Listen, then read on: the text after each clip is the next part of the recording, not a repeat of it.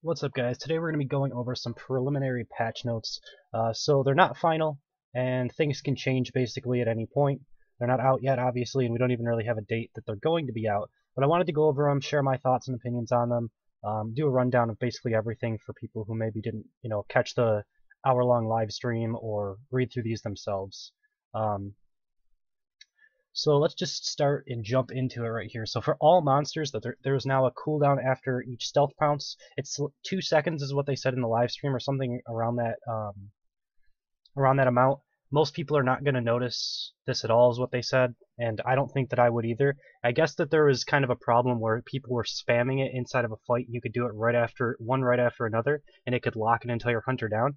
I don't know. I've never seen it happen, but that's what that change was basically for. All monsters can now see damage to their health bar to help make burst damage visible. So basically the hunters have that, like, when they're dealing damage, they have the bar actually change color, and I guess monsters didn't have that. So that's been added to monsters so that they can see that there's being a ton of damage done to them. If you get caught in an orbital or something, you can see how much damage was actually done to you by that orbital. So that's pretty cool. Won't really change any gameplay, though. Alright, so now we have changes to Kraken, fixing some flight edge cases that were causing inconsistencies, making him too powerful or too weak depending on the situation. I have really no idea what that means, but here's where we get into the meat of things. So, Trank darts, stasis grenades, and harpoons pull Kraken down at a consistent rate regardless of whether he is in combat or out of combat. They used to stack outside of combat. So basically, if you had a Val and an Abe, and the Kraken was not in combat, and he got hit with a trank and a stasis grenade, he basically couldn't move. Like it was almost impossible for him. Harpoons would put you into combat because it deals damage, but for those two specific things, that will definitely help out. So Kraken's flight speed is also no longer slowed by tranks or stasis grenades, since they pull him to the ground where running speed is affected.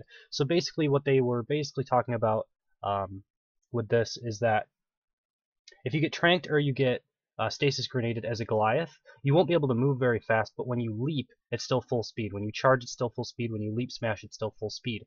So what they want to do is keep that consistent across all monsters. So Kraken can still fly at the same speed, but as soon as it lands, it'll be slowed like normal. So that's kind of how that is.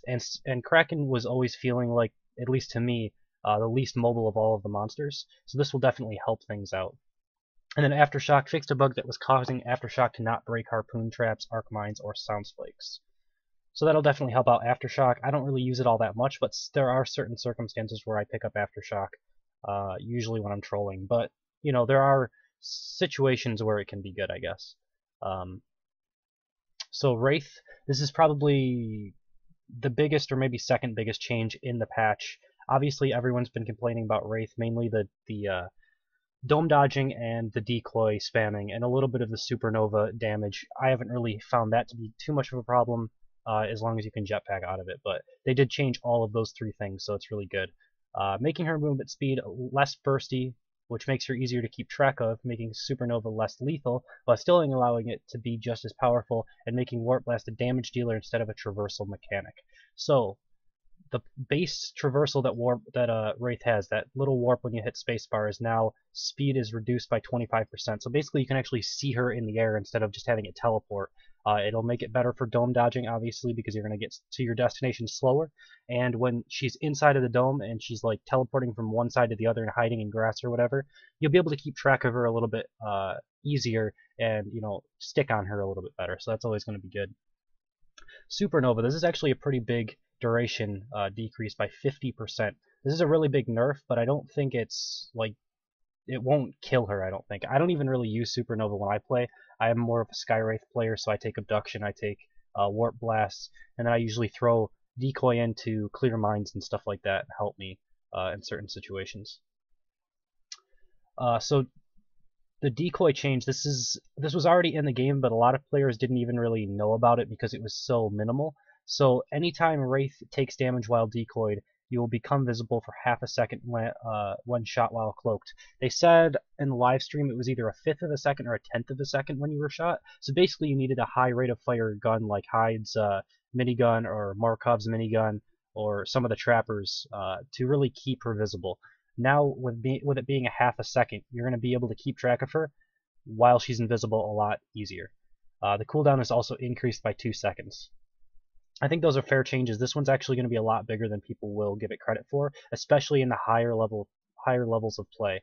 Definitely, like, if your team doesn't seem to know about this, definitely coach your trappers and your hides and assaults, basically, with people with high rate of fire weapons to keep on the damage while she splits, right? If she splits, you're going to just try to focus where you think she'll be, and then she'll light up so you can see her. Warp Blast, the speed is reduced by 40%. It's a pretty big change, but it's still quick enough where I think that it's going to be pretty hard to dodge.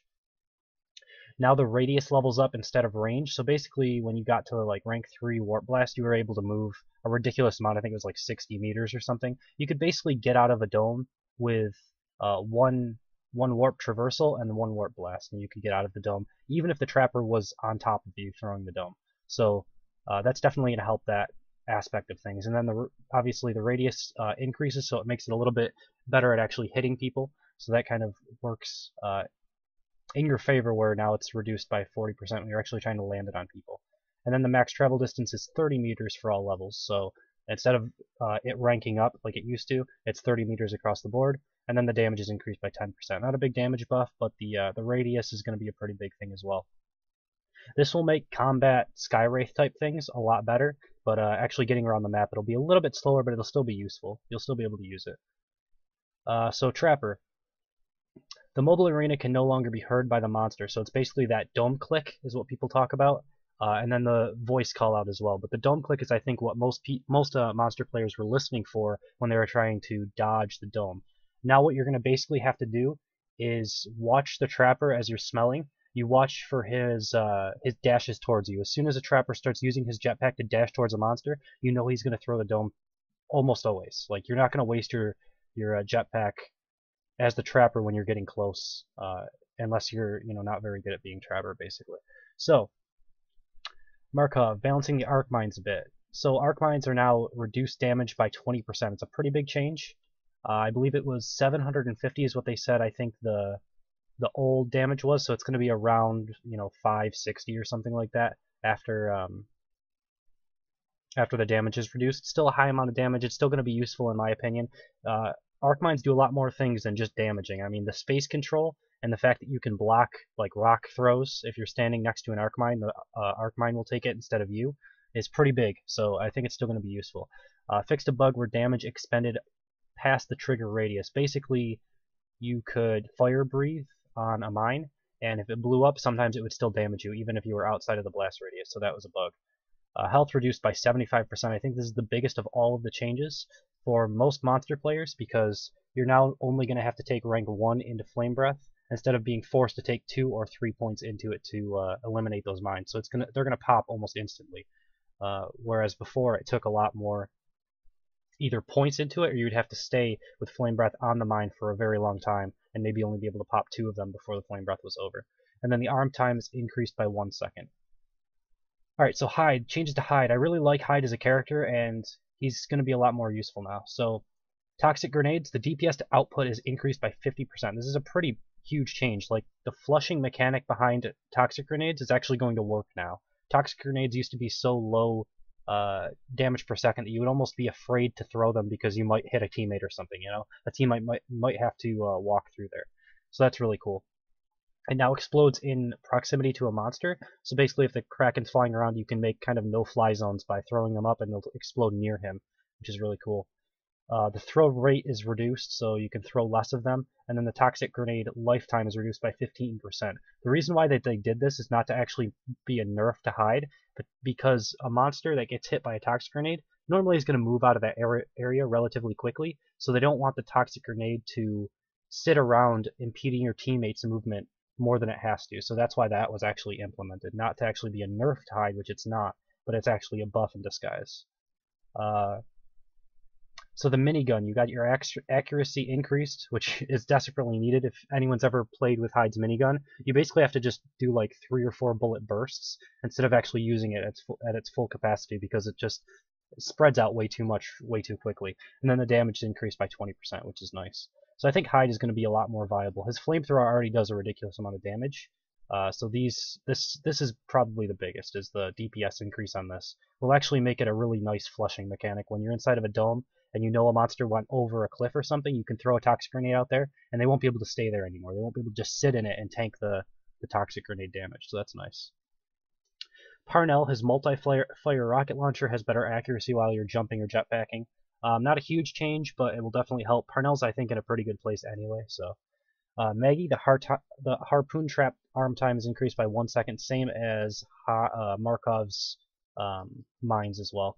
Basically, they didn't want people spamming them and then arming too quickly. You basically didn't have enough time to do anything about it as monster. They wanted to give you a chance to auto-attack it before it arms to remove it or whatever you want to do.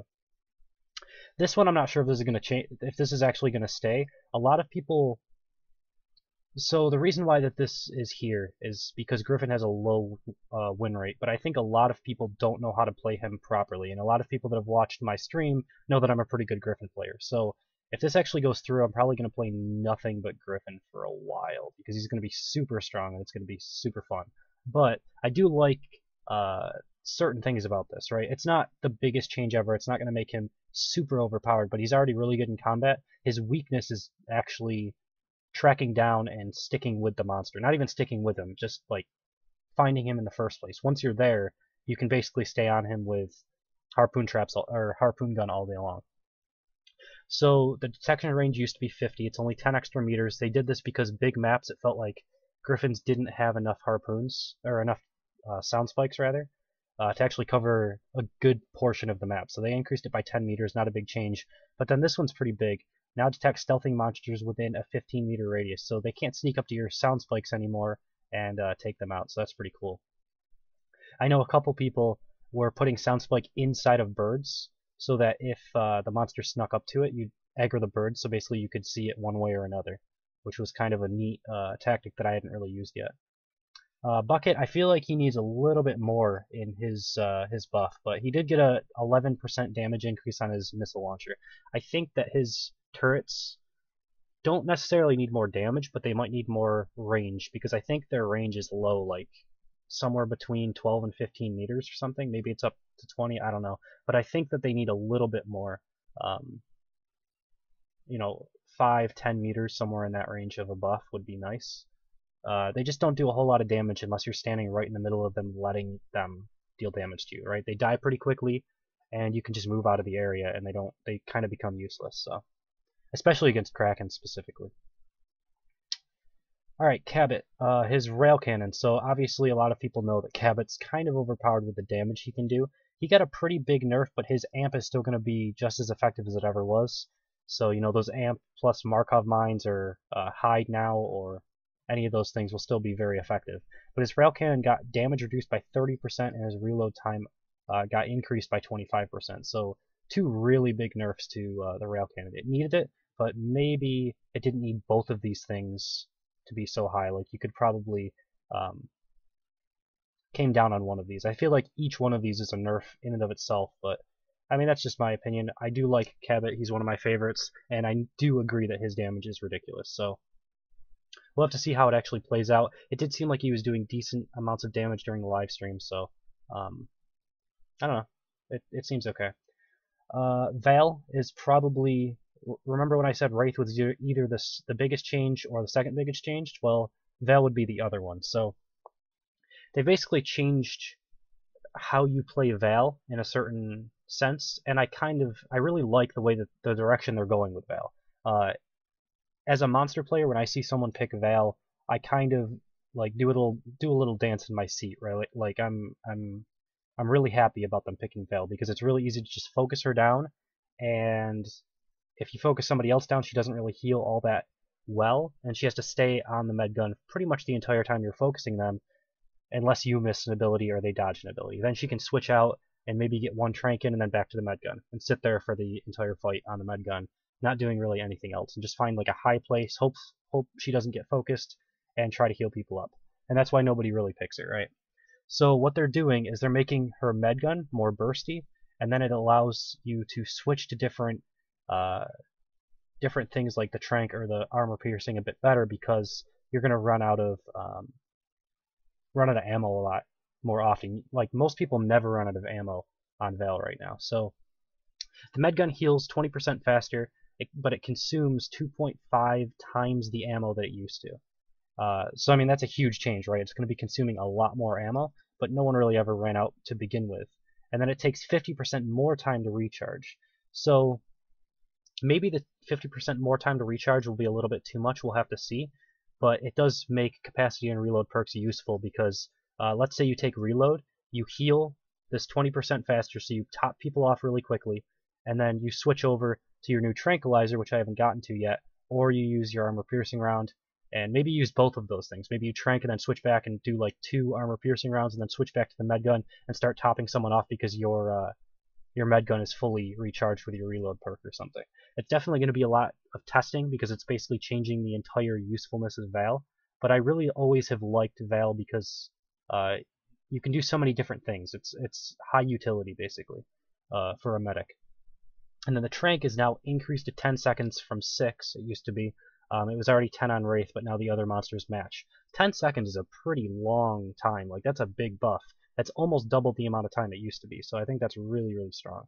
And then Kyra got a little bit of a nerf with her acceleration field cooldown increased by 15 seconds.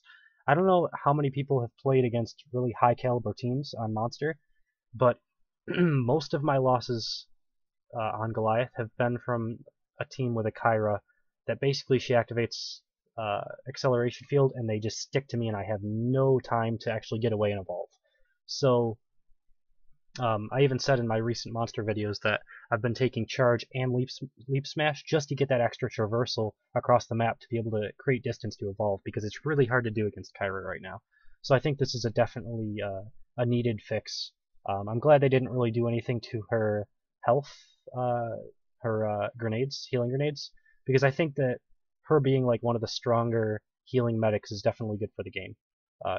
It's difficult to break through a Kyra, let alone a Kyra Hank, so you kind of need like a tier 3 ability and then like a tier 2 ability to follow up afterwards. Usually you have to focus down Hank as well because his shield's going to absorb a tier 3 ability, and then your tier 2 ability is only going to get down to half health, and by the time your tier 3 ability is off cooldown again, his shield's going to be like halfway and Kyra's going to have the person topped off. So definitely cool patch notes. I think I like absolutely every one of these changes. The things that I'm like maybe even a little bit concerned about is that maybe you're always going to be damage amping, but probably not. You're still probably going to go through and actually rail cannon when they're on like an opposite side. Maybe you dust tag and the monster's trying to dome run. You'll probably switch over to rail cannon while they're hiding behind a cliff to go through the wall, and then you'll switch over to damage amp. I think it'll make Cabat better and all around using the damage amp instead of just using rail cannon for like 30k damage. And then Veil I might be a little bit concerned with, but I like the direction. I'm just a little bit concerned about these two things right here. But that's basically it. That's the patch. So I hope you guys enjoyed this video. Let me know what you guys think of the patch and what your concerns are and stuff like that. I'm definitely really excited for this to launch, though. I think it's definitely taking Evolve in the right direction. So thanks, guys. Thank you guys for watching. Hope you enjoyed it, and I will see you next time.